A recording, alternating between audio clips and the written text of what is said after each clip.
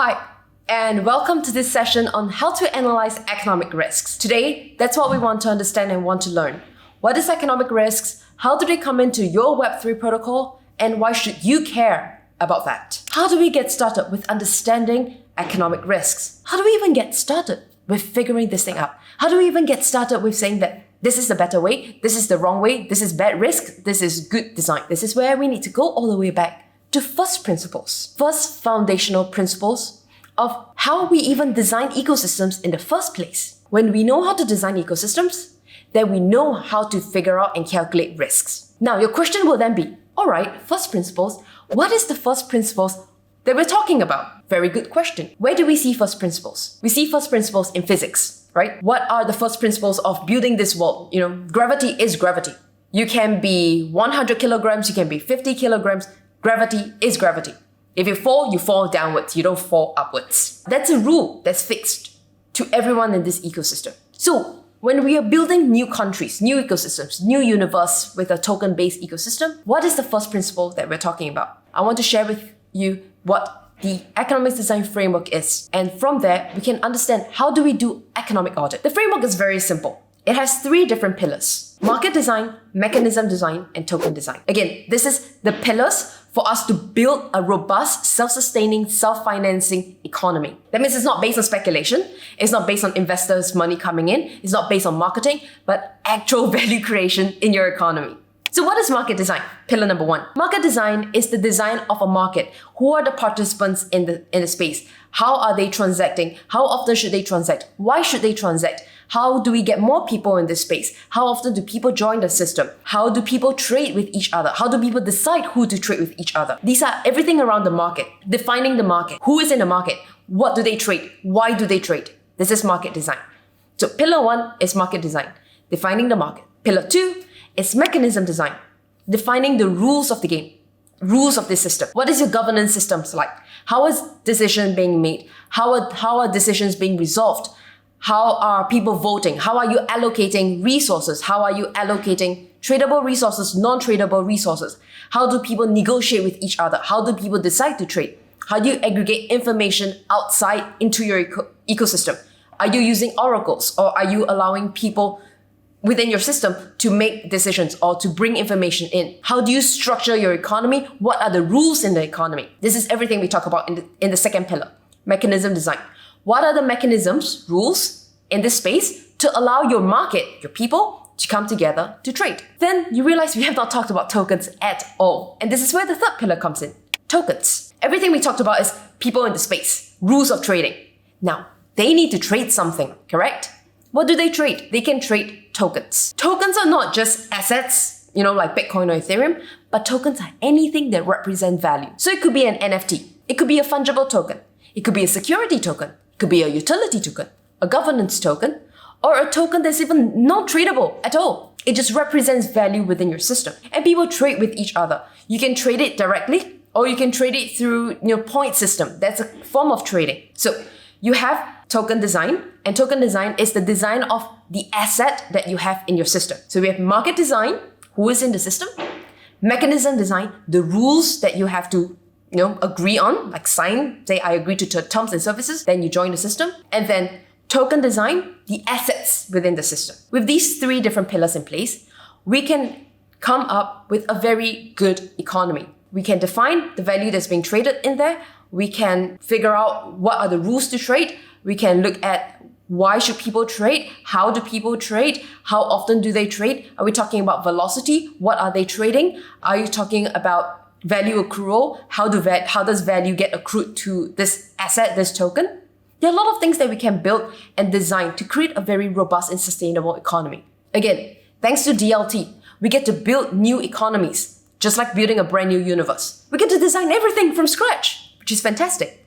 But when you design everything from scratch, you need to evolve and improve and iterate on the model to get to where we are today. Now, we went from dinosaurs to human beings today. There's a lot of iteration, a lot of evolution in process. And how do we do that? We learn from mistakes. To learn from mistakes, to learn from evolution, to adapt to new changes, we need to first figure out how to measure the current design that we have. We need to be able to audit the system. We need to be able to do due diligence. We need to be able to understand how to improve the system.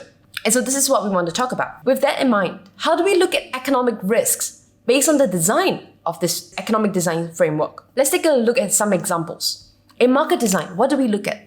We look at the market, the macro market as well, the legal and jurisdiction risks, your regulatory risks, your technological risks.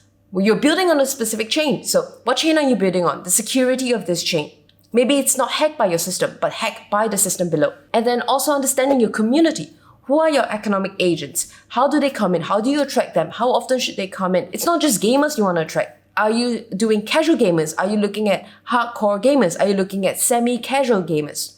Are you looking at sophisticated institutional DeFi users? Or are you looking at retail DeFi users? In mechanism design, we look at governance. We look at how do you implement change? How do you look at defining decision-making? What's your decision-making mechanisms? In financials, we look at economic transactions. What are the rules to allow for economic transactions? Is there KYC in place? Or are there any rules and barriers to allow or disallow, prevent economic transactions to happen? And in token design, we look at the various tokens in place. How many token types are there? NFTs versus fungible tokens, or fungible tokens and non-tradable tokens, or all token types will be in there. What about the various kind of economic value that's being generated? Every time people trade, they are generating economic value. If you don't trade in your market, there is no economic value. Then a trade happens because someone is producing something, another person is demanding it, and you trade. And so what is the economic value that is being traded, and how does it evolve, and how does it accrue value to the token? And when we look at financials, we look at your cash flow, we look at your trading volume, we look at all these different things that's related within your economy. From there, we can slowly build up the economic risk. I don't want to give you a list of specific stuff to go into because it's not going to be relevant for every project. If you are an infrastructure, or if you're an Oracle, or if you're, let's say, something like the Graph, or if Dune starts to make a token, versus a DeFi protocol, a stablecoin, an options trading platform, or a GameFi protocol, hardcore game, casual games. These are all very, very, very different economic models. When you have different economic models, you have different ways of defining risk and analyzing risk. So I don't want to restrict your imagination to figure out what kind of economic risks, not right now. That's why I want to give you something a bit more high level to start thinking about. Okay,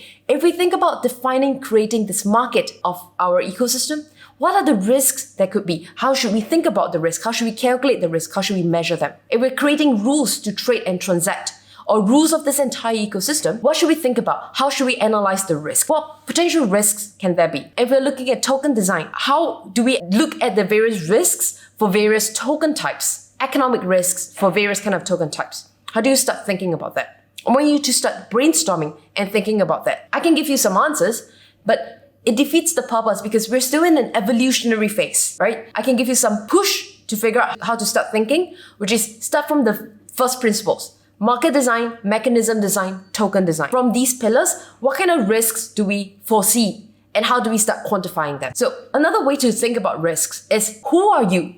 We talk about market design. The market is not just the community. The market includes the protocol developers, includes the protocol owners, includes the investors, the retail investors, the institutional investors, the VCs, the active users. Everyone is part of the market. Another way to think about it is, based on who you are in the system, what level of designing of the economy you're in, how involved you're in, you look at economic risks in a different angle as well. So I would say the three key stakeholders, going from the least involved in designing the economy to most involved in designing the economy, the least involved will be your active community.